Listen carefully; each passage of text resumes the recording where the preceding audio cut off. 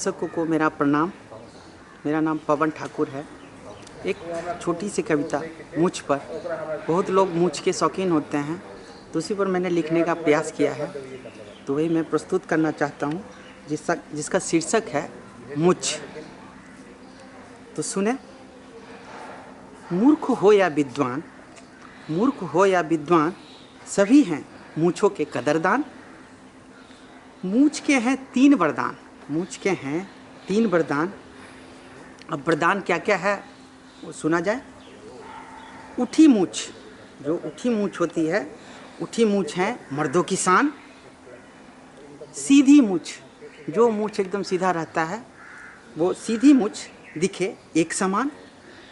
और झुकी मूंछ, ये जो नीचे की तरफ होता है, ये झुकी मूंछ। झुकी मूंछ है प्रेमी का निशान। मतलब एक कहता है, उठी मूंछ कहता है कि हु आर यू, दूसरा कहता है आई एम नॉर्मल, और तीसरा मूंछ कहता है, जो झुकी हुई रहता है, वो कहता है आई लव यू। तो ये 3 मूंछ के वरदान थे। अब मूंछों के प्रकार के बारे में मैं विस्तृत में बताना चाहता हूँ। मूंछों के होते हैं कई प्रकार। राजसी मूंछ होते हैं नोकेदार। झुकी मूंछ सहनशीलता से रखती है दरकार।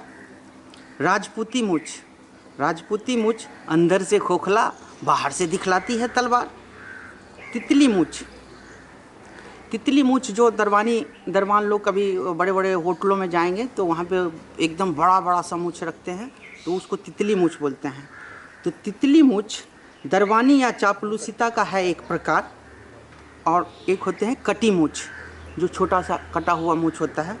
तो कटी मूंछ दिखावा पसंद, चार्ली चैपलिन से करवाए दीदार। और कड़कदार मूंछ, कड़कदार मूंछ चेहरा बनाए रोबदार। आभूषण है मर्द का, लास्ट में मैं एक लाइन कहना चाहता हूँ, आभूषण है मर्द का रखो मूंछ सवार, बिना मूंछ के मर्दों का जीवन है बेकार। प्रणाम।